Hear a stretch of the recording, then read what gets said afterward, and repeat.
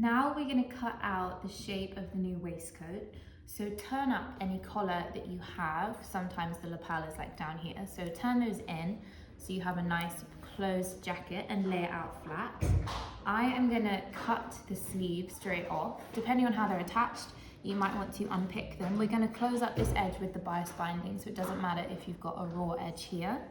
I'm also going to decide how long I want the waistcoat to be. If the front of your jacket is buttoned or a zip, I'm basically just going to cut straight down the outside of whatever that fastening method is. So I've got poppers on here, and I'm literally going to follow this line and cut straight down there with my scissors. And I'm going to cut straight around the collar at the top as well.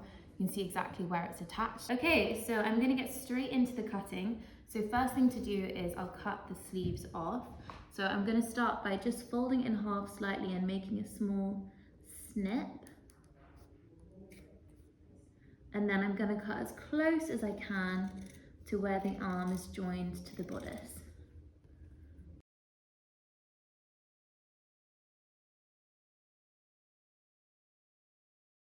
And then the same on the other sleeve.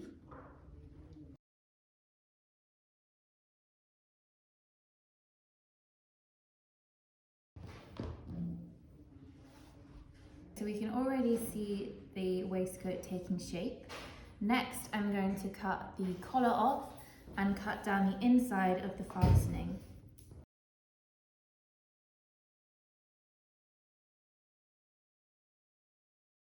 So I'm literally following the neckline that's already on the jacket to cut the collar straight off.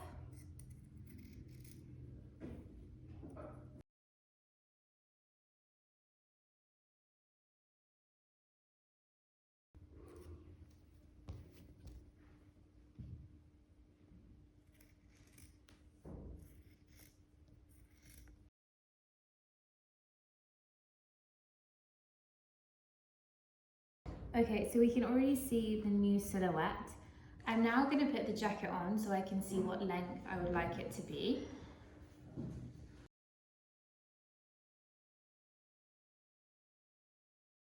I'm really liking this neckline at the front. However, this I can see has a drop sleeve. So I want my sleeve to finish up here, like the photo we looked at the start. So what I'm going to do is take my pen, look in the mirror and mark where I want the end of the shoulder to be. So I want mine to end here. I've just marked that on one side. So if when you put your jacket on, you are happy with the position of the shoulder and the sleeve, then you can leave it exactly how it was. However, I had this drop shoulder as I demonstrated, which I didn't want. So what I'm gonna do is draw a new armhole. So the first thing to do is to find a garment that you already have that has a similar size sleeve. So I picked out just one of my cardis. And what I'm gonna do is lay out the sleeve of this cardie. So I'll stretch out the sleeve as though that were from my existing garment. And I can see here where the line, where the arm is attached to the bodice. And I'm gonna fold that over so I can see the kind of shape that they have used for their armhole. And what I wanna do is join up the bottom of where I cut the sleeve off to the mark that I've drawn at the top of the shoulder.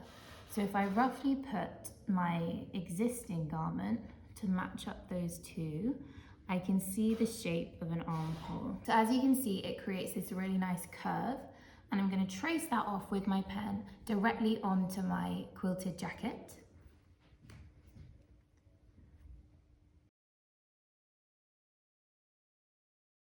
And your result will look something like this curve. And what I'm going to do is line up my jacket so it's perfectly flat and cut this new armhole. And because I've just drawn it on the front, I'm going to cut through both layers at the same time. So I can see where the previous armhole finished. And so I'm going to put my scissors in just at that point and cut along this new line that I've drawn, making sure that my garment stays completely flat.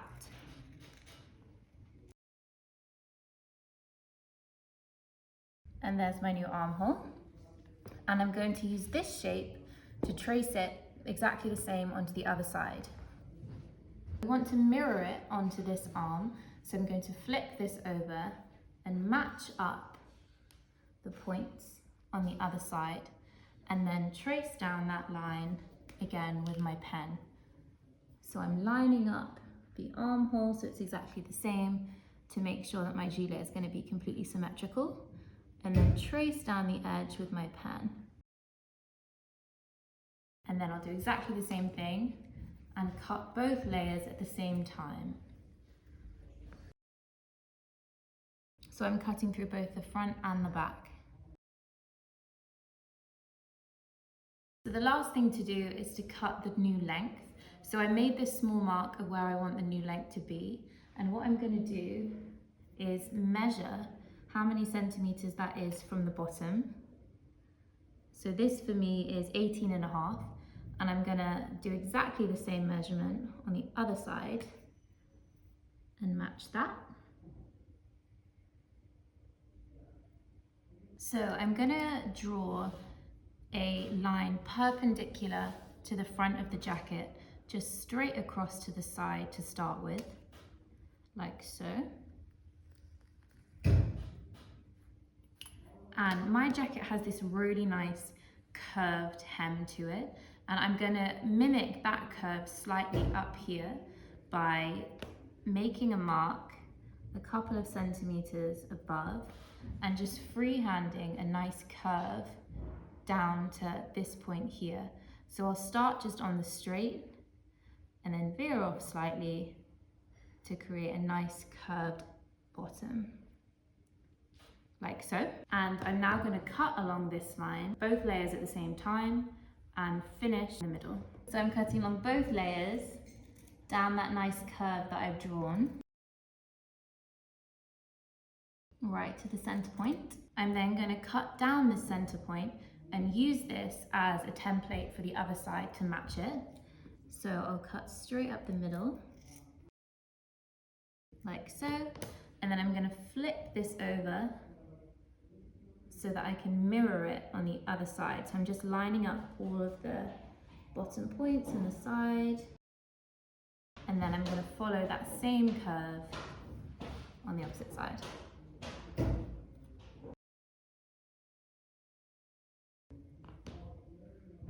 So at this point, I've now got my silhouette, and my jacket was quite oversized, particularly with the drop shoulders. So I've decided that I'm going to take in the size of my jacket. However, if your jacket fit you before, which it should have done, then you will probably want to keep the width of your jacket exactly the same. So this is the final silhouette cutout. I'd recommend you just put it on and double check that it's the length that you want, the armholes feel comfortable, because this is going to be the final shape. We're not going to do any more folding over. The bias binding is basically going to sandwich over the edges, but we're not going to do any folded hems. So this will be the final silhouette.